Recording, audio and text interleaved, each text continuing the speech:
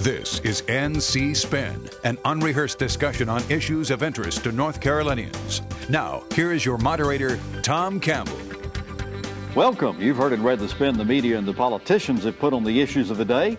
To get the correct spin on what's going on in North Carolina, let's introduce you to our panel of experts. They include political consultant Doug Raymond, Chris Fitzsimon from NC Policy Watch, John Hood from the John Locke Foundation, and one of our favorite journalists, Cash Michaels, also a film producer now.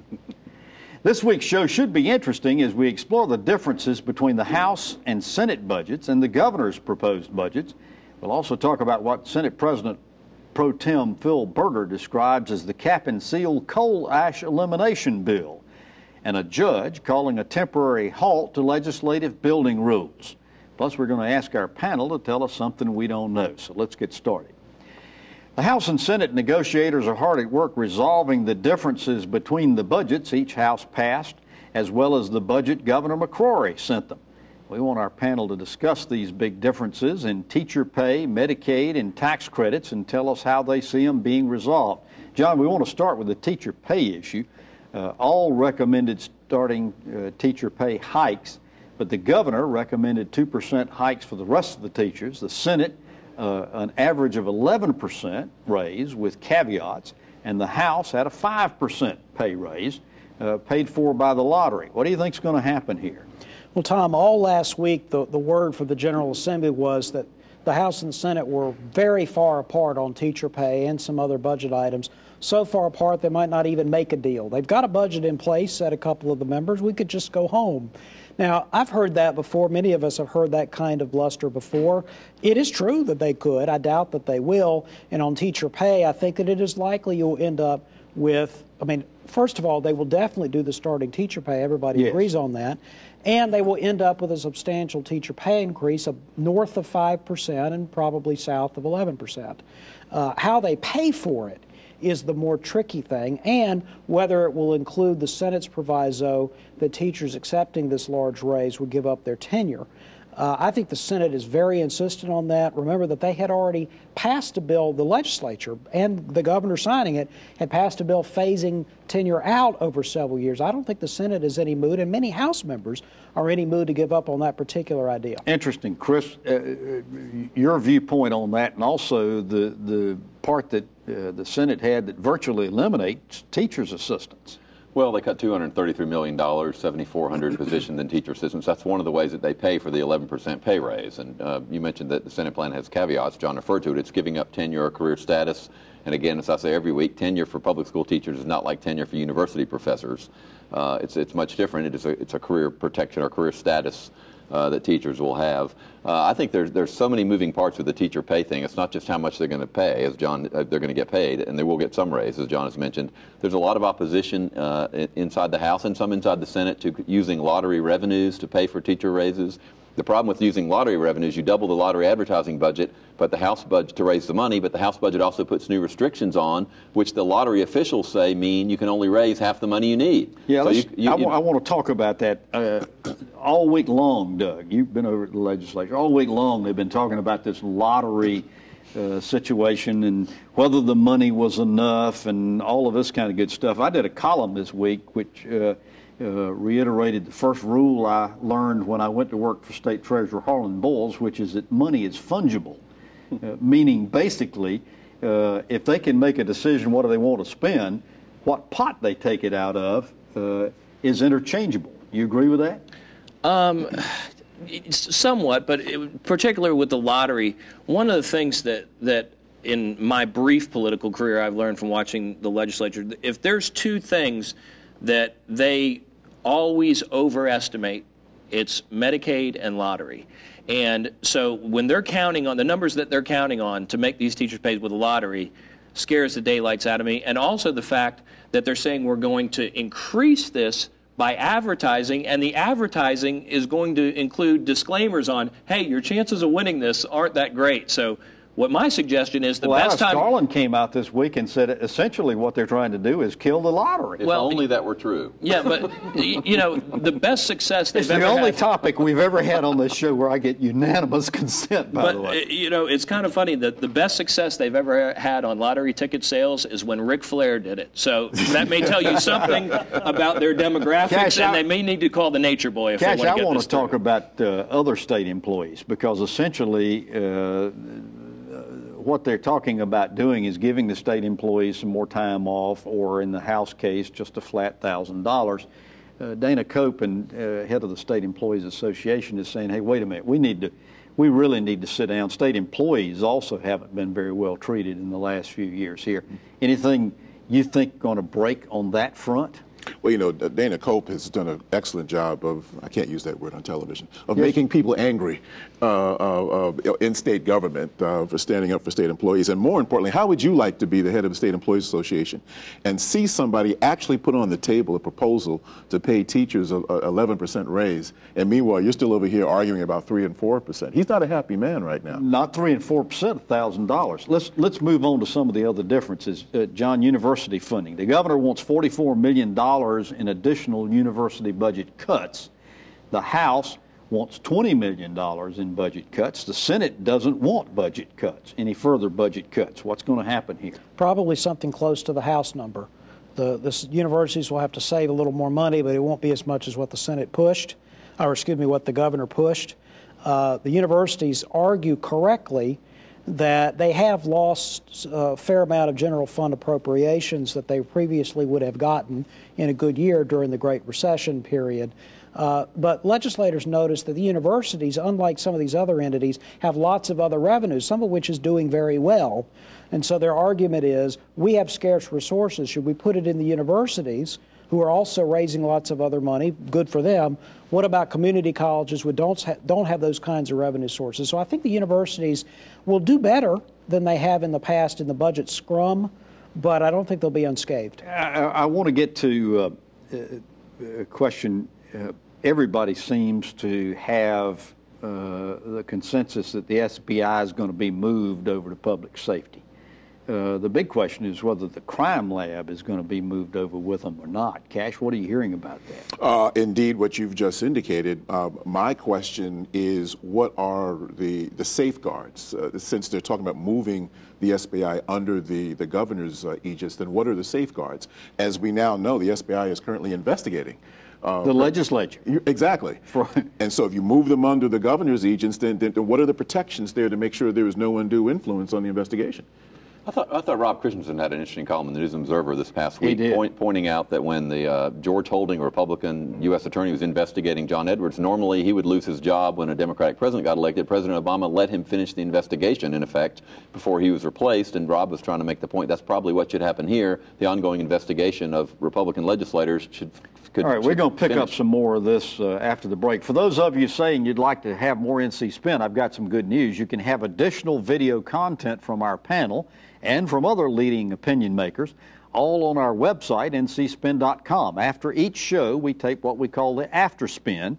Our panelists get to tell you what they wish they'd said on the show, as well as comments on other topics. And in addition, we have NC Spin Perspectives posted throughout the week in print and video. So keep up throughout the week by visiting ncspin.com. Catch us on NC Spin at Facebook or at NC Spin Tweets. Balanced debate for the old North State. Back with more budget negotiations. NC Spin will return after these messages. It's important for farmers and hunters to work together. Farmers own a majority of North Carolina hunting land, and besides, we're often hunters too. We share the same North Carolina values that we'll pass on to future generations. We share the desire to enjoy the land and our leisure time. Together, we can respect the land, our natural resources, and our privacy. Your family physician supports Medicaid reform. That's good for North Carolina patients, providers, and taxpayers. For over a year, we've worked with the governor and the General Assembly on a plan for responsible Medicaid reform. The Senate's proposed Medicaid changes are a departure from this plan. Changes that could lead to a decrease in the number of primary care physicians providing care in communities that need them the most. The destruction of our state's medical home network, a network that prevents unnecessary hospital and emergency room visits. And disregards the elderly, the blind, and disabled, and the health care they need. Care we're morally and legally obligated to provide. Now is not the time to disregard the progress we've made. Now is the time for lawmakers to implement responsible Medicaid reform that protects and improves health care for all North Carolinians. Visit rnchealthcare.com and tell your lawmaker to support responsible Medicaid reform.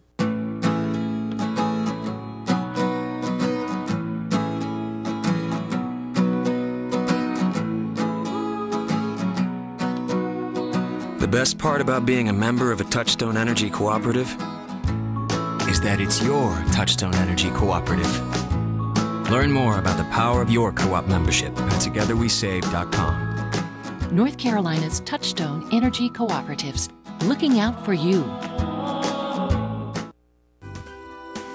We now return to NC Spin. We continue our discussion on the budget negotiations taking place between the House and the Senate. And one of the big areas that has to be resolved is Medicaid. The House and Senate would appropriate $1 million to continue study. The House and the governor would appropriate $1 million to continue studying Medicaid.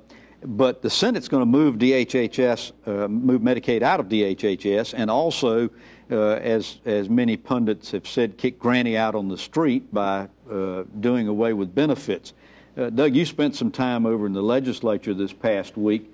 Any feeling for what might be happening on Medicaid and where they might end up compromising here? Well, I'm not sure about the compromise, but it's a really interesting approach that the Houses are taking. And you're right. I met with House leadership. I met with Senate leadership. I even got a little time with the governor, and I joked with you. I had real NC spin. I came out with whiplash. Everybody's got an opinion on Medicaid. But what it seems to be happening is both sides are fairly trusting of Art Pope's numbers coming out with the governor's numbers on Medicaid. They feel like he's pretty good, but the Senate seems to think, hey, we've really trusted numbers before, but traditionally we're always about 12 to 15% off. So why don't we hedge our bet and add that 15% there? And if the number's dead on, we're in good shape. If it's not, we haven't left ourselves a big hole. The House is saying, that's the that budget issue. Yeah. The bigger issue, though, is what's going to happen. They're going to take Medicaid out of DHHS? Well, I mean... John, you're nodding your head. You don't think they are? Yeah, I'm shaking my head. I don't think that's likely to happen. You can understand the Senate's frustration. In fact, both budgets indicate frustration with the management of Medicaid. The Senate does a little bit more than the House, but they're both clearly frustrated with it. It's not obvious, though, to lots of lawmakers and people watching that making an independent agency, which will actually have a cost associated with it in a year that they're trying to focus on teacher pay, I don't think that's ultimately what comes out of the deal. I think that also thinking they're going to resolve the dispute between whether North Carolina should pursue an accountable care model, as the governor and the House seem to be leaning towards, or a managed care model with the Senate's interested in. I don't think that's an issue they can resolve this year, and I think they will resolve not to resolve it until 2015. How about kicking Granny out on the street? Well, doing away with the age blind, disabled, and medically needy? Well, the age blind and disabled, medically needy would lose benefits under the Senate plan. I don't believe that'll be in the final budget. I think it's a legitimate concern. Some people don't. I think it's a big concern. I don't think Tom Tillis is going to run for the U.S. Senate with the perception that he kicked age blind and disabled people off of Medicaid. The big Medicaid decision is, are they going to, John is right, the House and Senate have very different plans, which means the only way to get this done and get out of town is to put this off until next year, leave money in the budget to study this again, take it up in 2015, which I think is a likely outcome. Cash, one of the big discussion points is over the film tax credits, and we even had the head of Screen Gems down in Wilmington this past week essentially saying North Carolina doesn't want us anymore and threatening to leave from that standpoint. The film tax grants the city had in the commerce privatization bills got kicked out. It's now going to go to conference committee. Any idea what's going to happen on the film tax? Well, there's no question that I think both Republicans in the House and the Senate don't want Hollywood to get away with highway robbery as they see it. They feel that giving these productions back upwards of $20 million of the money that they spend in the state is just plain ridiculous. I'm pretty sure you agree with that, too. Yeah, I thought so. Although the irony of this whole debate, though, is that this past week they gave Advanced Auto Parts $17.4 million to stay in Raleigh after the company was taken over. So they're complaining about spending 20, and I don't think the film tax credits. And the headquarters was already going to be here. I don't think the film tax credits are a good idea either. But we just had an administration give one company $17 million. So there's a lot of inconsistency. Well, of course that followed South Carolina getting was it 5,000 jobs and giving away gazillions of dollars. It's hard to put that genie back in the bottle once it's been opened. There was some suggestion this week that the Senate is holding up and holding hostage a number of House bills and won't bring them to the floor as a bargaining chip.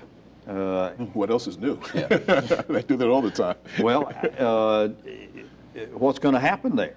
Well, I mean, it depends on your language. I mean, you can say hold hostage and it brings some mental images, or you can say they're playing. Admitted as much. They're using the political tools that they have in front of them. But I mean, I think that's what's happening. It's just a matter of whether you think that's fair game or not. But I think that is what's happening. It happens all the time. There's a countervailing aspect to all this. That's absolutely true. That's going on this year as it has in past years. The Senate wants to prevail on its priorities. The House wants to prevail. Let me tell you something that works against that.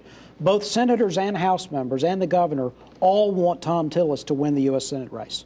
In fact, some of the senators are really motivated. They served with Kay Hagan. They would rather have Tom Tillis in the U.S. Senate. So I think that works against this notion there's going to be this gigantic battle through the summer. I doubt it. All right. After these messages, we're going to come back and talk about Moral Monday and trying times for the legislature. NC Spin will return after these messages. The sun will come out tomorrow. Bet your bottom dollar that tomorrow there'll be sun. Just thinking about tomorrow. Hear the way the cobwebs and sorrow. Till there's none. When I'm stuck in the day that's gray and lonely, I just stick out my chin and grin and say, oh, oh, ooh. Tomorrow, tomorrow, I love ya. Tomorrow, you're only a day away. Your help is our hope. Please, give today.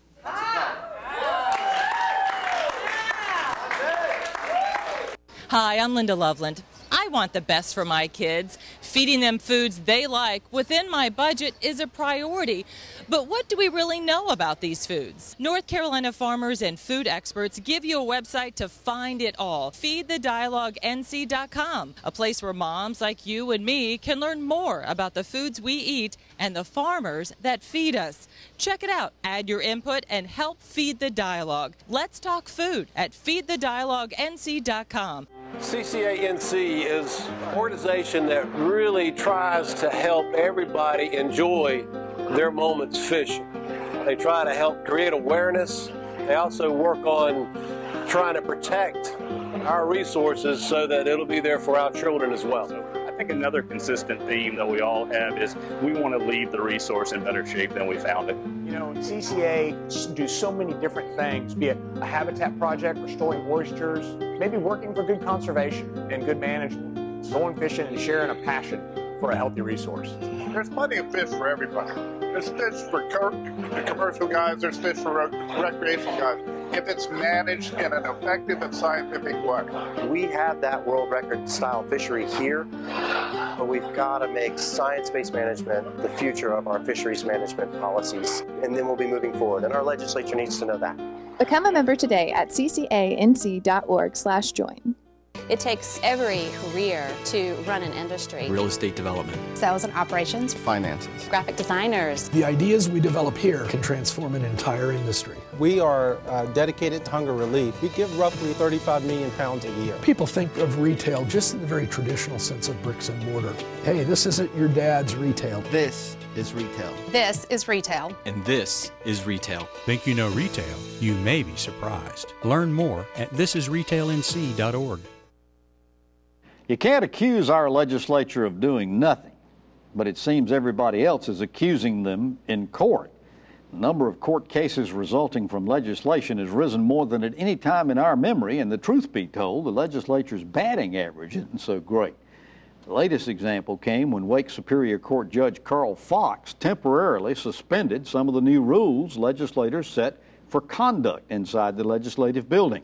Fox said the rules about what is considered a disturbance is too broad, commenting that he's heard more noise coming from school groups than Moral Monday protesters who got arrested. Cash, 2 weeks ago, protesters camped out at Senate President Pro Tem Phil Berger's office demanding to see him, and Berger actually came out and visited with them for a while. Nobody got arrested.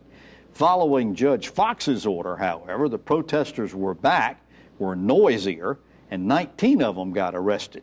What does that say to us? It says to us that they're interested in putting as much pressure as possible on this legislature, whose policies they believe are not working for poor people in North Carolina. They feel that these folks are legislating for the rich and that they're going to put as much pressure on them as possible.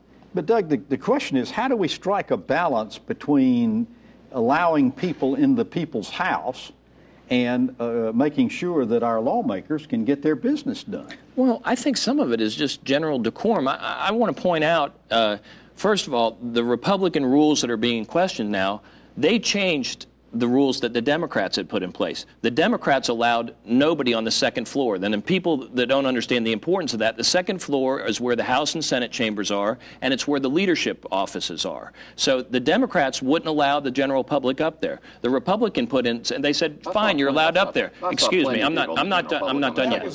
Excuse me. The Republicans also allowed political signage to be brought into the chambers that wasn't allowed before. So the Republicans have opened it up, but when you have people bringing sleeping bags in and going into Tom Tillis's office with sleeping bags and pizza into his office and saying we're not leaving, you can't tell me that, look at it on a national level, that Harry Reid would allow somebody to come walking in with sleeping bags and backpacks going through no metal detectors and go into his office and start camping out. Well, first of all, this is absurd. I was in the General Assembly. I've been there since 1982.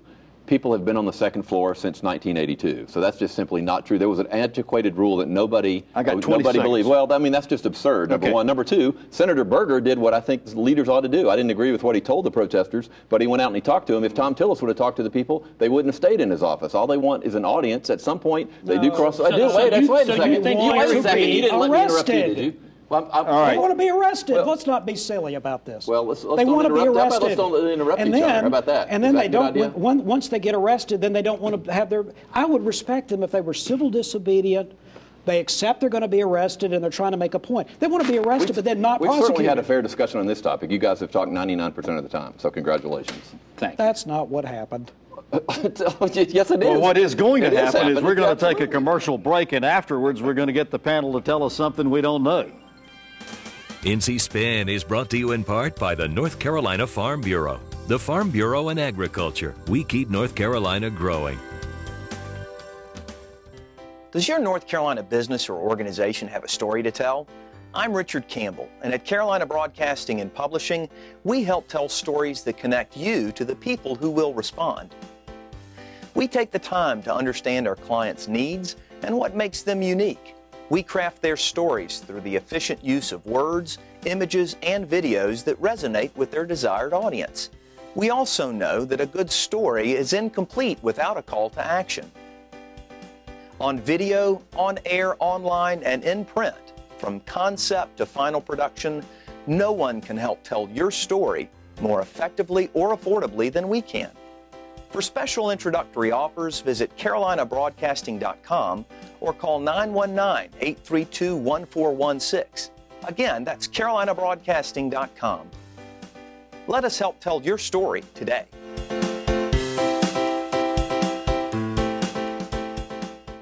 Where do you go when you need to know? ANC makes it easy for you to get the information you need to make well-informed public policy decisions. Our members are industry leaders who are ready to share their industry-specific insights with you. Want to hear both sides of the story? ANC members can tell you. Just use the ANC member directory as your guide or call us directly. ANC members have the knowledge, expertise, and perspective you need to create public policies that are good for North Carolina. We are ready for your call. You sleep on concrete till your body get immune to concrete. My mom got my brother and I up and said, come on, we're leaving. I became homeless in the beginning of this year. When I was about 4 or 5 years old, our house caught fire. I used to see my brother. If he see me, he'd turn and go the other direction. We did the only thing that we could think of, and we went to a Salvation Army shelter. You know, we don't have this, like, what's your background look like? We just say, what do you need? I remember the man from the Salvation Army coming down with a box of clothes. The Salvation Army officer bought my brother and I an ice cream cone. Last week, my brother walked up to me, and he just started a conversation. Today I've given my life to the Salvation Army because I remember what somebody did for me, my brother, and my mom over 30 years ago. The Salvation Army for me means hope. Compassion. Family. Support.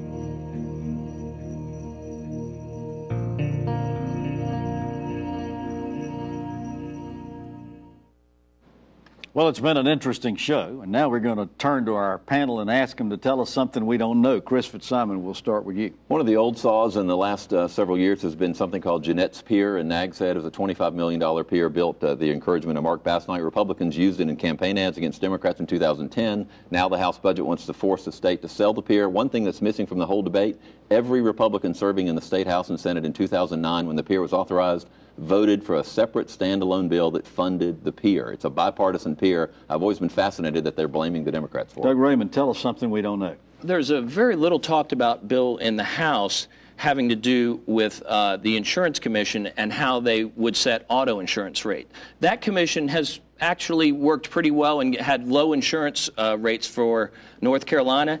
If the bill would go through, it appears that the insurance rates for the average driver would go up 25%. That's going to be a tough decision. Tell us something we don't know. June Atkinson, our superintendent for public instruction, will not run for re-election in 2016. Wow. That's a breaking news story. John Hood, tell us something we don't know. People assume the U.S. Senate race will be about either Kay Hagan's vote for Obamacare or Tillis's vote for all the things in the legislature. I think an underappreciated issue that will prove to be very important in the campaign is President Obama's new power plant regulation system, which when you ask people in the polls detailed questions about it, gets really unpopular really quick. It's something that Tillis will use against Hagan in the fall, very aggressively. Wow. Interesting. Good comments. Well, you've heard our spin on the issues of the day. To stay informed all during the week, to hear the after spin, read our column, be sure to visit the website, ncspin.com, or catch NC Spin on Facebook. And we hope you'll join us next week when we take on more issues of interest to the people of North Carolina. Until then, stay informed and watch out for the spin. Join us next week and get the spin on issues facing our state.